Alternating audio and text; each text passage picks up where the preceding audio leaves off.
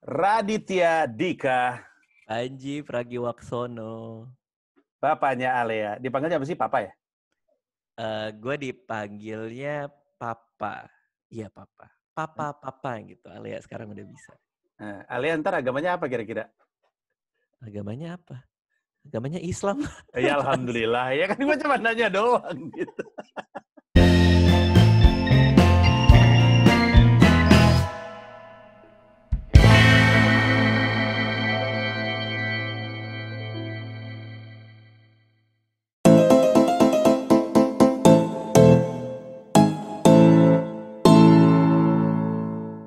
Kenapa sih? Orang tuh kalau wawancara kan ada yang nanya, ada yang jawab gitu. Oke. Puasa gimana? Puasa alhamdulillah lancar, Panji.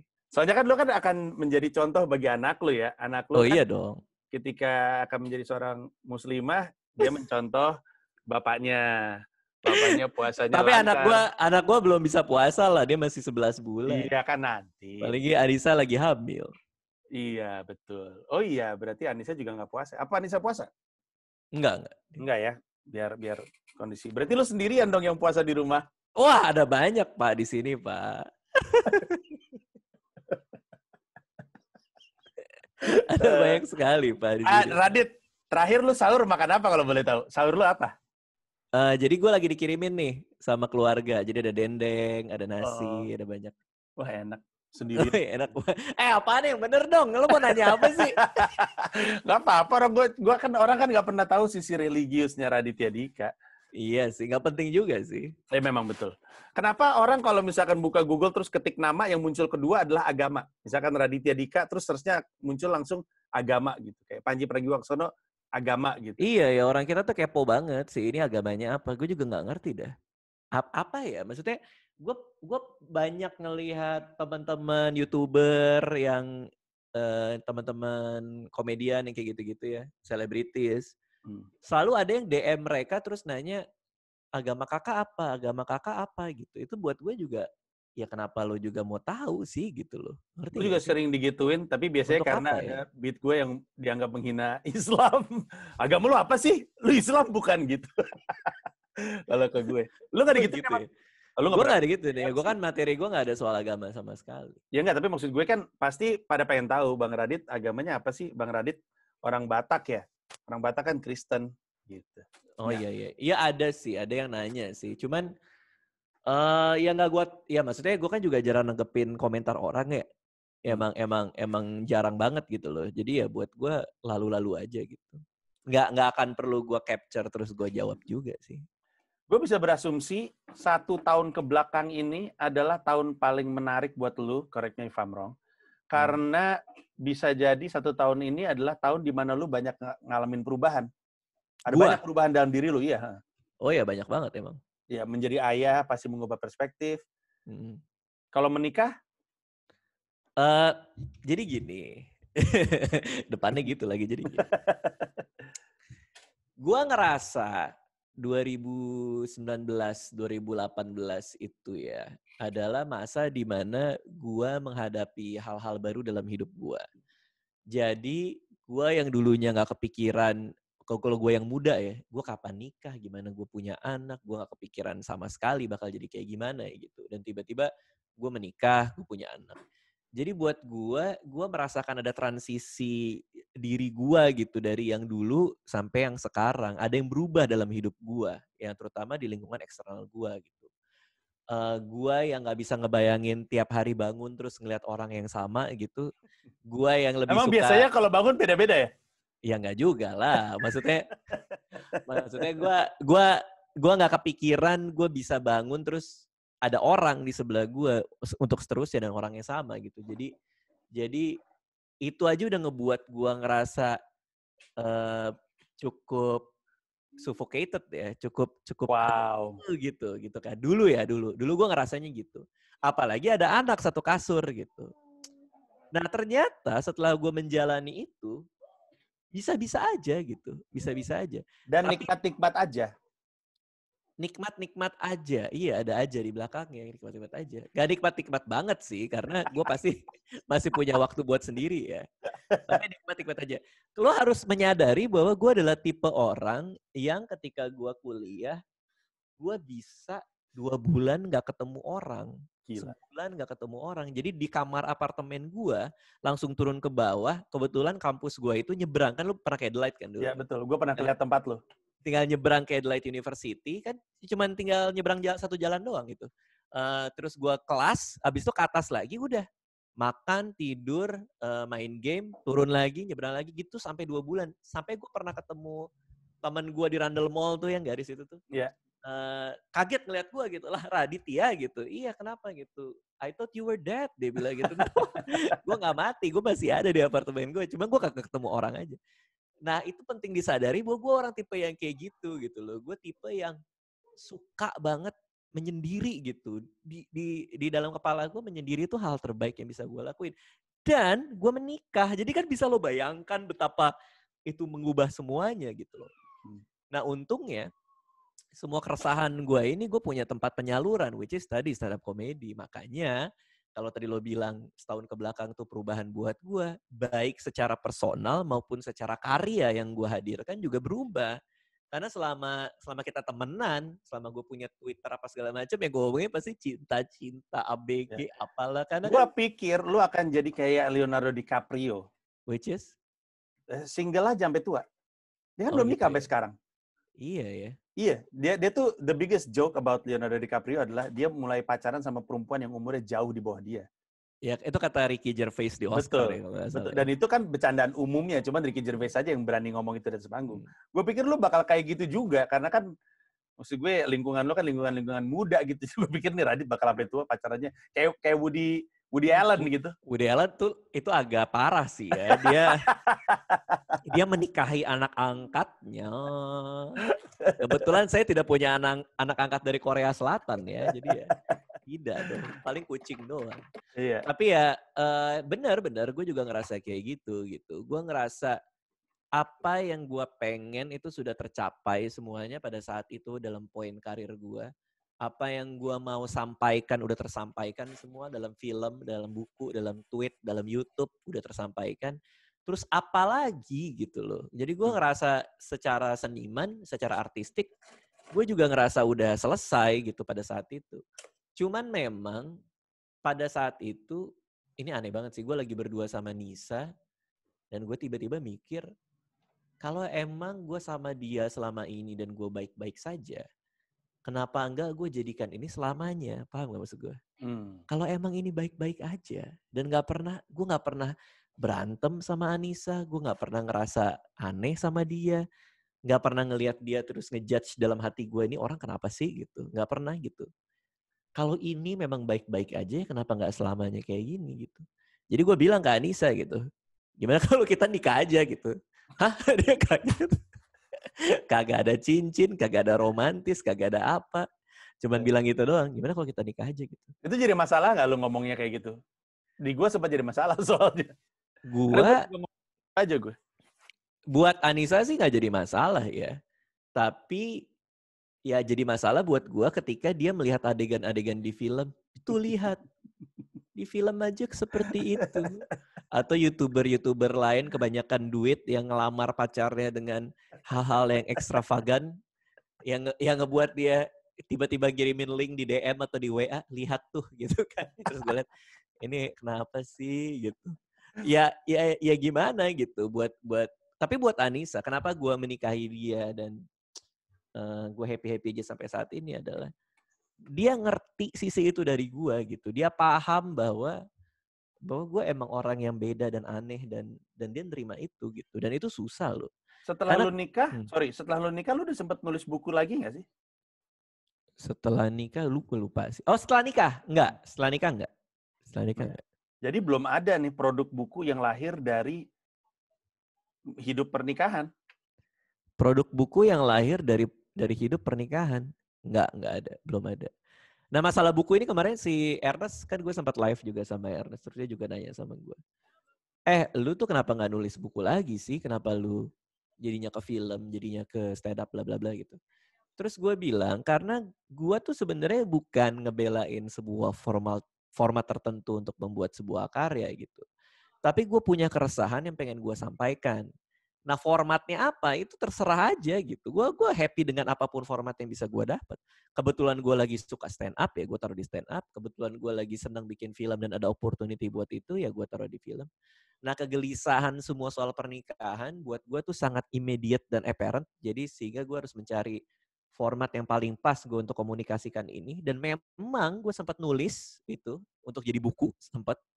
Tapi pada akhirnya pas gue baca ulang, kayaknya kalau gue jadiin stand up comedy akan lebih menarik dan lebih cepat selesainya deh dibandingkan ini. Dan akhirnya gue stand up kan gitu, kegelisahan gue. Yang which is ada di YouTube gitu. Dan akhirnya ini juga membawa satu lagi perubahannya lu, yaitu kesediaan untuk mau tur. Karena lu tuh dulu ngelihat gua tur tuh kayak bingung, apaan sih lu tuh ngapain gitu. Iya, gue bilang di YouTube kita berdua, terus gue bilang itu capek banget sih. Sampai Mo Sidik waktu dulu pernah bilang, lu kenapa sih nggak mau tur gitu? Terus gue bilang, gue dengan ngupload video YouTube itu, ya orang yang nonton gue di tur bisa nonton gue dari rumah ya gue taruh aja di YouTube. Gue bilang, oh ya lo tur tanpa harus keluar rumah ya? Dia bilang, ya iya. Sekarang Mo Sidik yang buka tur gue. Jadi semuanya berputar kembali ya. Tapi memang apa ya, gue sih ngeliat lo terus terang capek banget ya. Apalagi Ernest sebagai orang pertama yang bikin tour stand up ya. Itu capek banget dari kota ke kota, ke kota, ke kota gitu. Tapi lama-lama gue give in. Karena gue seneng di atas panggung gitu loh. Iya, betul. Itu kan yang gue bilang sama lu di mobil lu itu, mobil Alphard lu itu. Kenapa? Ya lu bilang sama gue, katanya lu capek, katanya lu stres, kenapa lu masih ngelakuin ini dan kotanya banyak? Karena gue bilang, capek-capeknya itu terbayar ketika di atas panggung. Gue bikin tur karena gue pengen banyak manggung. Itu jawaban gue. Oh itu ya jawaban lu ya? Ah, bego. Itu di YouTube lu gila. Iya gue lupa sih. Tapi ternyata memang semua stand up comedian ya diperlihatkan oleh lu dan dialami oleh gue bahwa kita emang seneng manggung ya. Karena dulu tuh gue gak mikir manggung itu ya sepenting itu ya. Gimana ya? Karena pekerjaan gue juga bukan 100% stand up comedian. Gue kalau diundang stand up comedy gue gak pernah mau. Gue maunya stand up di panggung gue sendiri gitu. Gue pengen punya kontrol itu terhadap penontonnya, terhadap panggungnya, materi yang keluar. Jadi gue nggak pernah terima ajakan buat stand up comedy di luar gitu. Dan karena jarang manggung, gue nggak ngerasa itu terlalu penting manggung itu. Tapi begitu gue ngerasain, oh iya ya ternyata nikmat banget gitu loh. Dulu gue bikin SUCRD 2019 yang terakhir kali tayang di YouTube itu karena emang gue bisa masih stand up nih, gue punya keresahan nih gue bikin aja show berapa 4 kali habis itu selesai. Tapi khusus yang terakhir ini gue ngerasa kayak kok gue pengen lagi ya. Dan ternyata jawabannya bukan di stand up-nya. Tapi jawabannya itu ada di setengah bagian stand up itu, yaitu bagian penonton ke atas panggung. Ketika penonton datang ke atas panggung, terus gue ngocok dan gue membacakan cerita cinta mereka itu. Kalau ada yang nonton di YouTube gue tuh ada cerita cintaku. Jadi gue bikin tour setengah stand up comedy, setengah bacain cerita penontonnya maju. Ternyata gue suka itunya, Ji.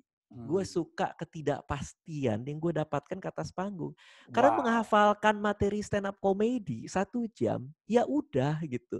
Lo punya keresahan, lo ngomongin 1 jam, itu nikmat buat lo. Kota kedua, ada hal baru yang lo temukan, itu nikmat buat lo. Tapi untuk kota kelima, itu udah jadi. Badan lo akan berjalan sendiri gitu loh. Energi apapun yang lo tangkap akan lo taruh di panggung, abis itu masuk lagi ke materi gitu. Gue udah tahu kan, dan gue anaknya bosenan banget kan.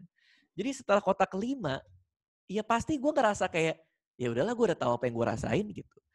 Cuman setengah bagian itu di mana gue nggak tahu siapa yang gue panggil ke depan dan lucu atau tidak, itu adalah kenikmatan luar biasa buat gue sebagai komedian gitu. Gue bacain, ke atas panggung, dengerin dia ngomong kan.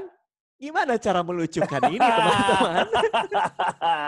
Gimana gue membuat ini sebagai sebuah penampilan yang entertaining? Itu adalah tantangan gue dan gue nikmatin banget itu improvisasi itu. Saking nikmatnya sampai berapa itu total pertunjukan Gila, bukan kota? Gue nggak tahu dah. Mo Sidik yang ngitungin kayak 30-40 show ya. Gila loh.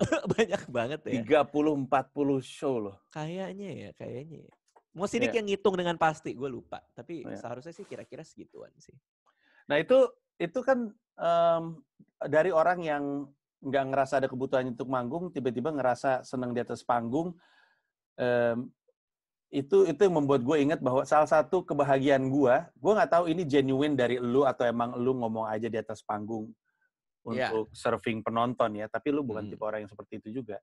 Adalah waktu akhirnya lu mau gue ajak di roasting di Stand Up Fest. Oh iya, gue seneng banget, gue happy banget. Karena lu, gue cerita sama orang-orang, kayaknya Radit bakal stand up nih setelah ini. Karena di atas panggung lu brilian, pecah gila, abis itu lu ngomong pelan. Kangen juga ya stand up gitu. Itu tahun berapa ya? 2015. Aduh, gue lupa. 2015. Jadi ceritanya 2015 Panji ngajak gue untuk itu ya di penampilan terakhir Stand Up Fest ya, roasting gue dan gue ngebales yang lain gitu. Dan itu untuk pertama kalinya gue nulis setelah sekian lama gue nulis lagi, gue iseng lagi, gue nulis lagi. Oh iya ya seru juga ya gitu. Dan gue inget banget Soleh Solihun di belakang tuh ngelihat gue bawa kertas kan di backstage. Lihat gue bawa kertas. Lu nulis Dit, dia bilang gitu. Iya. Aduh serius banget dia bilang gitu. Iya juga ya kenapa gue serius banget ya. Tapi gue anticipating rasa di atas panggung itu dan menulis lagi gitu. Dan emang aduh rasanya nikmat banget sih di atas panggung itu. Dan abis itu memang gue kepikiran buat stand up lagi. Tapi tidak seperti sekarang. Dulu tuh gue kayak gue pengen stand up lagi, udah gue nulis, bikin 3 show di Jakarta doang, selesai. Tapi yang tahun ini nih, yang sampai kemana-mana ini tuh karena setengahnya itu improvisasi. Itu yang gue ediknya tuh di situ. Kotanya itu, kalau gue jalan tour ya, setiap kota tuh nggak pernah bener-bener sama penerimaannya. Jadi kalau misalkan ada joke lu sebanyak ini, di kota ini yang ini lebih meledak, ini nggak terlalu, ini meledak lagi. Di kota lain dan sebaliknya gitu. Kota paling, ini kalau bukan karena gue lagi tour, gue nggak akan kesini sih. Itu apa? Dan kalau bukan kayak lagi gimana tour, manggung di gue situ? nggak akan kesana. Kota apa ya? Gue berusaha untuk datang ke semua kota yang gimana ya? Kalau pertanyaannya kota yang kayaknya gue gak bakal sih kalau lagi tour, kayak sih gak ada ya. Karena gue milih kotanya itu ngikutin elu. Oh ya? Iya, gue bahkan. Tapi banyak kota lu bukan kota gue. Yang sebelum-sebelumnya gue tinggal Google stand up comedy Panji. Lo di mana-mana gitu, venue-nya apa. Gue bahkan sempat email salah satu hotel di Kalimantan atau apa, gue lupa ya. Gue email, terus gue bilang, Panji pernah manggung di sini. Saya pengen seperti itu, gue bilang. Kasih harga yang sama, gue gituin kan. Sampai kayak gitu, jadi gue ngikutin ada Creativepreneur dari Putri Tanjung. Setiap kali gue manggung Creativepreneur itu gue happy. Jadi gue venue-nya gue cari-cari itu gue sama-samain. Sama elu gitu, gue pengen tahu kota-kota yang lo datengin tuh apa aja, gue sama-samain juga gitu. Jadi pemilihannya itu. Nah lucunya adalah nih buat banyak orang yang juga nggak tahu. Semua itu gue yang ngerjain. Jadi dari mulai poster cerita cintaku tuh gue yang bikin sendiri. Lu yang bikin sendiri maksudnya tim lu atau lu sendiri? Enggak, gue melalui Photoshop. Gue membuat sendiri posternya. Masih ada nggak ya di sini ya? Wow, gila. Oh, gue baru tahu itu. Ini desain template di sini nih. Ini bentar, di gue share ya. Itu nanti pertanyaan gue selanjutnya, tim lu tuh seperti apa? Karena gue punya tim, Dit. Tapi gue nggak 40 show juga sih gue. Gila kali. Ya, nggak 40. Gue nggak tahu beneran 40 apa enggak ya. Pokoknya seingat gue banyak. Nanti mau Sidik yang lebih tahu sih. Terbanyak gue tuh 24 kota. Itu terbanyak gue. Dengan ada di luar negeri itu pun. Berapa? Berapa kota? 24 kota. Oke, nah ini nih file Photoshop-nya banyak banget, tapi gue nggak bisa share-nya ya. Ya anyway, udah ya. Tapi gue desain sendiri. Yang orang juga nggak tahu adalah gue yang nelpon sendiri hotel-hotel itu. Ya, gue udah prediksi itu. Kenapa? Pertama-tama pada masa tour, gue ngeliat lu sering banyak bikin konten di hotel. Soalnya kata gue nih, ini pasti di kerja sama nih. Dan iya. Untuk membuka ini, Radit pasti yang masuk nih, pasti. Ya, karena kalau Radit yang tiba-tiba ngubungin hotel pasti nanggepin, udah yakin gue. Iya sih. Tapi Eh, lebih ke gue tuh pengen semuanya cepat gitu. Dan gue kan nggak punya tim IO ya. Maksudnya hmm, yang ngerjain, yang bener-bener ngerjain deh, yang bener-bener ngerjain tuh cuman gue sama asisten gue yaitu Mas Ayu Putri kan, si Puput kan, hmm. asisten gue selama Sadis puput. tahun-tahun gitu. Dan diperbantukan sama tim lo si Ben Gurion kan, Hmm, hmm. untuk dan tapi kan dia lebih ke ketika hari H ya, Show stage management, manager, ya. show manajernya kan. Tapi Hmm, yang teknis berkaitan sama hal yang lebih makro kan ya gua gitu, dan langsung gua alihkan ke Puput gitu.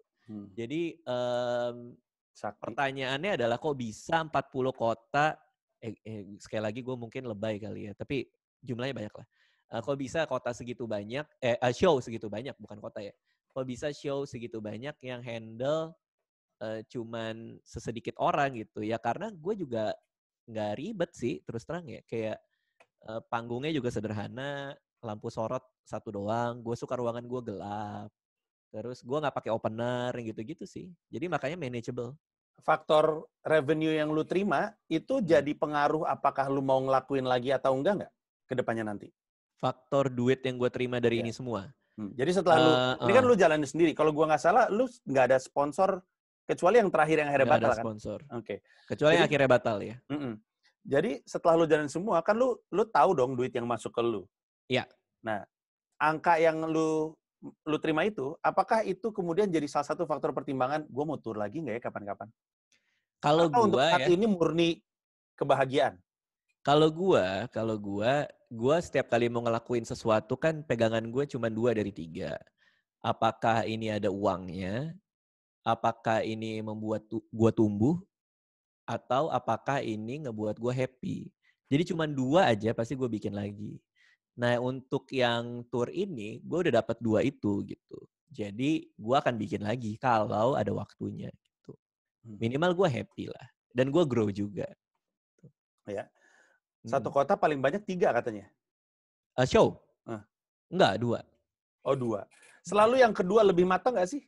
Iya, kenapa ya?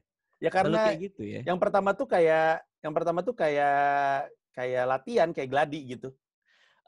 Iya, selalu sih iya. Cuman ada, ya pasti ada anomali-anomali ya. Kayak di salah satu kota, gue bikin 4 show. Kan siang malam, Gila. siang malam. 2 hari berturut-turut. Tapi ada yang show yang ketiga ini, yang siang keesokan harinya, justru yang paling pecah di antara selain 4-4. Oh, gokil. Itu ada yang kayak gitu. Tapi biasanya show yang pertama emang banyak kerabanya sih. Karena ini kota baru, ini venue baru, ini hal baru gitu. Jadi gue pelan-pelan ngikis hal itu gitu. Pasti ada ngaruhnya. Gue tuh, tadi kan lu bilang ya, kalau lu tur tuh lama-lama lu bosen karena lu tahu rasanya. Nah, kalau gue tuh rada beda di panggung. Kalau gue tuh di panggung tuh mentalnya, lu mesti denger nih argumen gue soal ini. Dan kalau lu ketawa, nah itu bayarannya. Jadi Oke. setiap pindah kota tuh, gue nggak sabar pengen ngasih tahu kota ini joke gue. Jadi Oke. kalau gue tuh lebih kayak, ya lu mesti denger gitu.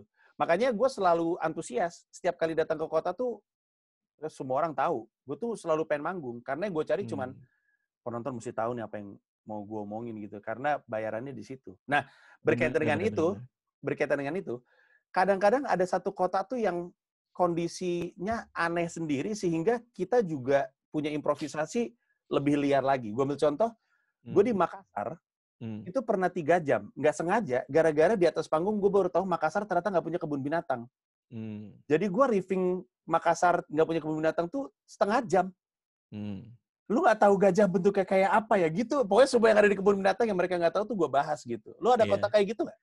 Gue nggak ada kota yang secara spesifik kayak gitu. Cuman gue banyak banget nemuin momen di panggung yang tiba-tiba jadi gue nge-riff lumayan panjang. Kayak misalnya ada satu show di Bekasi yang gue lagi stand up nih. Tiba-tiba di tengah beat sebelum punchline, ya kan gue pakai mic nih, gue cerita. Ini orang kayaknya nggak dengar, terus teriak, apa gitu. di antara keheningan itu ya. Di antara keheningan. Lalu gue gini. Gue pause sebelum punchline kan. Lalu gue gini dan gue apa gitu, dia nggak dengar tapi dia nanya di bangku penonton apa gitu. Wah itu habis panitia kita pindahkan speakernya apalah, wah sini dulu gini Wah itu habis sih. Gue riffing panjang banget itu. Tapi kayak gitu-gitu itu momen ajaib yang kita rada nanti juga sih ya sebenarnya. Itu dia. Gue tuh suka banget nemuin momen-momen kayak gitu. Itulah kenapa gue suka setengah penampilan ke belakangnya tadi.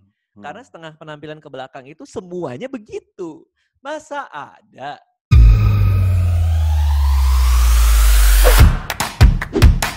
Bukannya habis karena itu kata gue, gokil seru banget nih. Emang dia yang panik kan? Masih lari dari situ. Pengen gue masuk sendiri ya. Lagian di atas kan orang-orang susah. Gak. Gue bikin cerita cintaku, penonton maju ke atas panggung. Terus dia bilang dia LDR sama pacarnya, minta disemangatin gitu kan. Begitu gue ke kota lain, pacarnya yang naik ke panggung itu kok bisa gitu loh. Iya. Wow. Kan maksud gue kayak kok ada cewek itu bisa nonton gue di situ gitu loh. Lalu ada lagi gue bikin cerita cintaku terus penontonnya maju ke depan. Gue panggil lagi kertas berikutnya kan. Ada penonton lagi maju ke depan, cowok sama cewek. Gue roasting dong, gue jodoh-jodohin kan. Wah kalian cocok nih bla bla bla bla. Ya udah silakan turun. Begitu turun ternyata duduknya sebelahan dong. Tapi mereka tidak saling kenal. Itu kan kocak gila kan. Wow. Maksudnya ya yang kayak gitu-gitu loh. Itu momen-momen itu yang kalau gue temu tuh gue kayak nge-challenge diri gue sendiri sampai sejauh mana gue bisa ulik ini buat jadi sebuah entertainment gitu. Oke. Dan setelah itu kalau gue ya selalu tur kayak gitu. Pas lagi dijalanin nungguinnya ngomongnya kapan kelarnya nih tur. Pas sudah kelar turnya terus nengok ke belakang kangen juga ya kemarin gitu. Lu ngerasain itu juga nggak? Iya. Apalagi kalau gue kan secara ritmis kan emang tiap Sabtu Minggu kan. Tiap Sabtu. Jadi hari Jumatnya keluar kota, manggung Sabtu, pulang hari Minggu, udah. Jadi ada ritme yang terjaga gitu loh. Nah begitu tiba-tiba nggak ada itu buat gue gampang banget sih. Gue aja lagi nulis materi stand up baru nih gara-gara gue segitu kangennya sama semua perturturan ini gitu. Iya sih pasti sih. Dan sekarang lu juga jualan digital download lu sendiri kan? Iya. Ya. Dan itu adalah hal baru. Lu tur dan lu bikin digital download itu adalah hal baru yang pasti punya dampak sama market lu. Ya kan? Iya. Gue bisa ngebayangin pasti ada orang yang ketika nonton lu tuh baru nonton stand up secara langsung untuk pertama kali itu pasti ada. Itu banyak banget ya. Karena Mo Sidik selalu nanya, siapa di sini yang baru pertama kali nonton? Oh, comedy virgin istilahnya. Iya, comedy virgin. Banyak lah. 80% sih menurut gue. 80% yang nonton gue nggak pernah nonton stand up yang lain. Ya. Dan itu membuat gue jalan terus setelah lu tuh sebenarnya menyenangkan. Karena lu ngebuka market. Jadi gue makanya ketika lu bilang lu jalan ke kota-kota gue, ada kota lu yang gue nggak datengin kok. Kayak Batam tuh, ya. Oh, lo nggak pernah sama sekali ke Batam? Nggak pernah. Tapi sekarang gue ke Batam. Karena ada lu. Sisanya emang gue pernah. Iya. Batam tuh kenapa ya waktu itu ya berarti ya? Nah, gue juga ada pertimbangan khusus sih ya. Terus? Dan di tour gue sekarang ini ada kota-kota baru kayak Jayapura untuk pertama kalinya, Cilegon untuk pertama kalinya. Tapi ya, maksud gue, kalau dibilang gara-gara apa sih lu ngikut dari gue, kayaknya enggak juga sih. Nah, tapi balik ke penonton baru itu, jadi ada ini nggak sih ya kayak ada nggak tahu. Kadang-kadang orang kan kalau baru nonton untuk pertama kali kan jadi nggak tahu mesti bersikap seperti apa di pertunjukan stand up. Jadi kayak ngoceh. Orang Indonesia kan sebenarnya kan banyak suka nimpalin. Lu ngerasain kayak gitu? Ada yang nge-riffing tanpa bermaksud, ada yang nge-heckle tanpa bermaksud nge-heckle? Ada. Gue lupa di kota mana gitu ya. Ada beberapa kota sih. Bali kalau nggak salah, Raditya Dika gitu. Begitu masuk tiba-tiba penonton kontet gitu. Gue nggak tahu kenapa sih. Apa sih yang kalian cari sih? Sebenarnya apa sih yang kalian cari dengan saya di atas panggung tiba-tiba kontet. Ya. Terima kasih. Karena gue ingat salah satu alasan kenapa lu sempat berhenti stand up lama adalah karena lu capek dulu di sebuah kota naik ke atas panggung, penonton nggak membiarkan lu ngomong. Mereka cuma pengen ngeliat lu dan ngejerit. Akhirnya lu turun. Iya, pernah. Gue pernah dulu kayak gitu. Jadi dulu itu, ya ini kan masa-masa dulu lah ya, di mana entertainment belum sebanyak sekarang pilihannya. Jadi mungkin banyak yang baca buku gue, banyak yang ikutin Twitter gue, karena pilihan mereka cuman itu, jadi mereka lebih intens ke gue gitu. Dan mungkin gue lebih muda, umur mereka lebih muda, jadi mengidolakan seseorang tuh cukup intens lah pada zaman gue. Jadi gue pernah ngalamin masa-masa itu, masa-masa di mana gue ke atas panggung, terus orang ngejerit doang sama foto-foto gitu. Jadi gue saat itu ngerasa bahwa orang datang bukan buat nonton stand up, tapi orang datang buat nonton gua, dan buat gua itu mereduksi stand up komedi gua. Karena jadinya nggak sama mainnya gitu loh. Gua kesini dengan semua opini, argumen dan keresahan gua, sementara lo emang pengen ngeliat gua aja gitu. Dan kalau gua ngomong pun jadi percuma. Jadi saat itu pun kalau mereka jerit-jerit apa segala macam, ya paling gua mainin dengan ya mainin merekanya gitu. Gua foto barengnya apalah segala macam. Tapi nggak stand up gitu. Jadi nggak jadi gitu. Karena dulu kan masa-masa gue stand up adalah ketika gue mempromosikan buku gue kan. Jadi gue mempromosikan buku gue dengan cara stand up komedi gitu. Jadi orang datang nonton gue stand up. Tapi makin lama makin ke belakang ya orang emang datang buat minta tanda tangan sama foto doang, bukan dengerin stand up-nya. Jadi gue ada masa di mana kayaknya belum nggak worth it lagi deh gue buat kayak gini saat itu gitu. Dan Jadi ketika lu tur sekarang ini nggak ada lagi tuh kejadian kayak gitu karena mereka penonton baru, terus perilaku mereka nggak membuat nggak discouraging gitu, tetap oke gitu. Mungkin karena stand up-nya udah namanya teredukasi juga kali ya. Iya, karena namanya stand up comedy itu kan orang sudah setiap penampilan adalah masalah ekspektasi kan. Ketika kita tahu stand up comedy, ekspektasi orang ya ada orang ngomong di atas panggung dan gue dengerin gitu. Jadi orang sudah dapat format itu udah. Karena dulu kayak gini aja deh, kayak gue dulu pernah stand up di kampusnya G Pamungkas gitu kan. Terus ini G sendiri yang cerita ke gue. Terus G nanya ke gue pas gue akhirnya kenal sama dia bilang, dulu tuh lo pernah stand up di tempat gue loh gitu. Cuman teman-teman gue bilang, tahu tuh Raditya Dika kemarin datang MC tapi lucu sendirian, dia bilang gitu. Nah itu kalau MC lucu sendirian, kita kan belum terformulasikan jadi stand up comedy kan. Behavior penontonnya orang belum tahu, orang di atas panggungnya belum tahu gitu. MC tapi sendirian lucu itu kan masih bisa ditimpalin lah, masih apalah, masih bisa dilemparin lah gitu loh maksudnya. Jadi sekarang sih gua di atas panggung orang udah siap untuk dengerin stand up. Dia akan cerita dan gue mendingan diem gitu.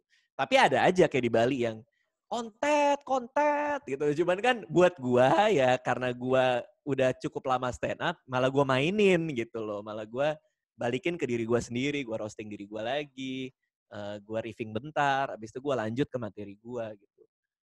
Banyak sih macem-macem ya. Gue pernah manggung terus tiba-tiba ada satu cowok ya, gue lagi stand up, baru masuk, satu cowok teriak, ganteng anjing. Wah, kenapa tiba-tiba dia teriak ganteng anjing ke gue? Anda mau muji apa mau menghina gitu kan, jadi itu tapi gue callback lagi nih di set gue jadinya gitu soal ganteng anjing itu. Ya. Jadi ya itulah maksudnya gue yang sekarang pun juga beda sama gue yang dulu gitu. Gue yang dulu masih mungkin karena juga masih muda, masih saklek gitu. Stand up tuh kayak gini apa segala. Sekarang kan gue terbuka banget sama semuanya gitu. Nah, lu yang sekarang juga berarti lu yang lebih siap menerima ketersinggungan ya? Guanya? Iya, atau penonton gue? Makin sering lu manggung kan peluang tersinggungnya makin gede. Dan seperti yang kita tahu orang kan nggak jelas ya tersinggungnya karena apa. Lu mau bilang gue materinya nggak kayak lu Nji, nggak ngomongin soal sospol. Ya tapi orang juga tersinggungnya nggak kucing. Right? Ya kan? Maksud gue Panji kucing. Bari Musang mana? Bari Musang? Ada lagi di rumahnya di Bekasi. Apakah kemarin sempat ada kasus tersinggung dan gimana cara lu ngatasinnya? Atau lu nggak atasin, lu diemin?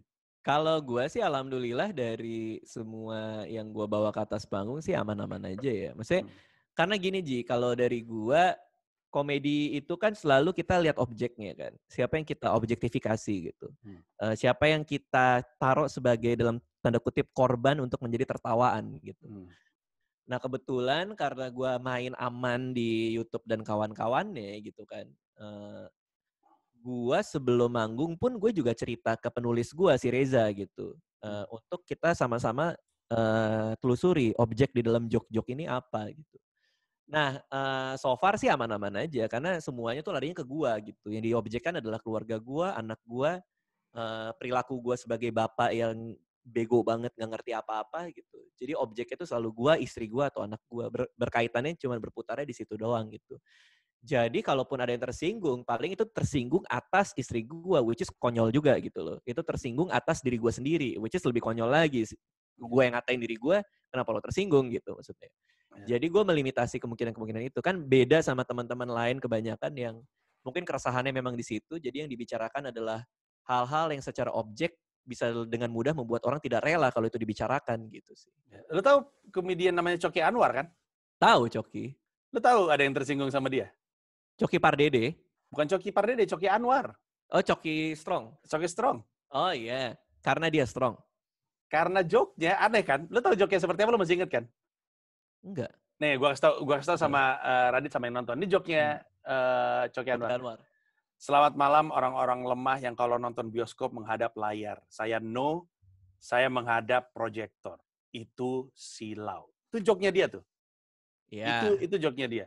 Selamat malam orang-orang yang kalau tahu. Ya, tahu kan? Ada orang tersinggung sama dia. Karena dia nggak terima. Jadi intinya gini. Waktu dia keluar, dia kan akhirnya dieliminasi. Terus ada orang yang nge-DM dia. Syukurin lu, dasar orang sombong. Merasa paling kuat di Indonesia. Terus ini orang nggak nangkep joke gue atau gimana sih? Kan joke-nya dia adalah, gue gila nih, lu ketawain gue karena gue gila gitu. Tapi ada orang ngelihat dia, merasa, apa-apaan sih lu mengaku orang paling kuat di Indonesia? Maksud gue, bahkan manusia kayak gitu aja masih ada yang tersinggung gitu. Nah itu dia, Ji. Kita berhadapan sama sebuah masyarakat yang ngata-ngatain pemeran drama Korea itu pelakor, padahal itu perannya dia. Kita berhadapan dengan itu. Kita berhadapan dengan masyarakat luas yang ada orang main sinetron jadi antagonis, ketemu di supermarket dijambak, saya tidak suka Anda gitu. Itu kan mereka nggak bisa membedakan mana intensi yang dikeluarkan oleh para pembuat karya ini dengan mana kenyataan yang sebenarnya. Karena kalau kita mau bersikap ke seorang komedian, kita harus lihat dulu intensi dia apa. Balik lagi, gue selalu bilang kayak gitu. Kalau lo menganalisa seorang komedian, lihat intensinya dulu. Intensinya Coki Anwar tentu saja bukan merasa yang paling kuat dan lain-lain. Kan intensi dia sebagai komedian adalah menimbulkan kelucuan dari absurditas yang dia ungkapkan atas kehaluannya dia, bahwa dia adalah orang yang sangat kuat. Kan itu intensi dia gitu. Iya. Cuman kan orang pada nggak tahu. Nah itu dia ngapain gitu. Ya kan pertanyaan gue kan, kenapa gue nanya ini ke lu adalah karena lu ngebuka market baru. Jadi ada orang yang baru nonton lu dan baru ngeliat dan mungkin nggak punya kemampuan itu. Tapi gue rasa mungkin tersaring sendiri dengan tiket kali ya, harga tiket dan segala macamnya. Jadi pertama itu. Kedua juga, ya balik lagi, kalau gue sih, gue sangat meminimalisir resiko itu sih. Ya. Oke kalau gitu. Udah panjang dan udah mulai lebih panjang dari rencana gue. Radit, terima kasih banyak.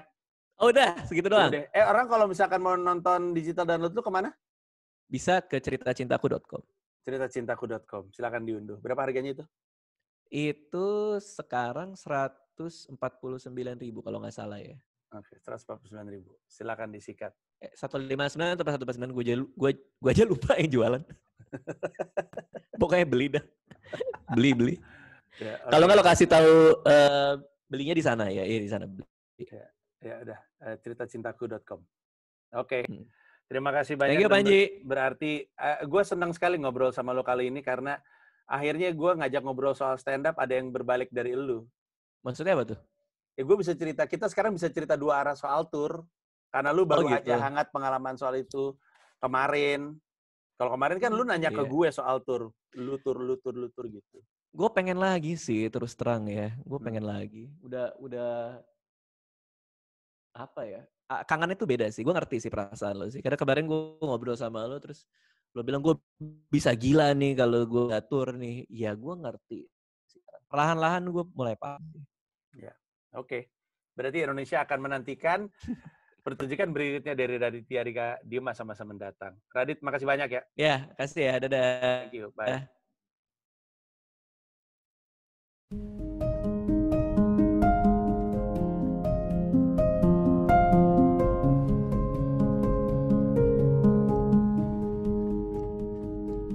Malam itu adalah konsernya Glenn Fredly di Istora Senayan.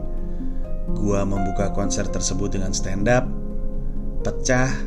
Lalu mulai malam itu gue memastikan untuk mengejar cita-cita gue sejak pertama kali stand up di tahun 2010. Gue harus punya pertunjukan di Istora Senayan, Jakarta. Dan sejak itu, semua usaha gue yang lo lihat, semua pertunjukan yang gue bikin adalah langkah demi langkah yang gue ambil supaya bisa terjadi. Dan akhirnya terjadi tanggal 20 Desember 2020. Gue akan manggung di sebuah tempat di mana artis-artis dunia pernah mengisi. Maroon 5, Bruno Mars, Simply Red. Dan gue akan jadi pelawak pertama di sana. Dan gue minta ditemenin lo untuk duduk mengisi kursi-kursi ini.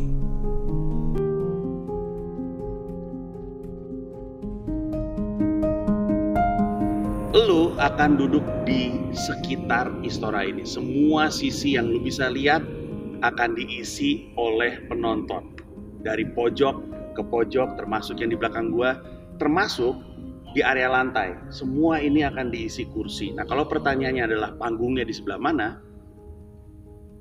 Di sini. Panggungnya tepat di tengah Istora Senayan, melingkar.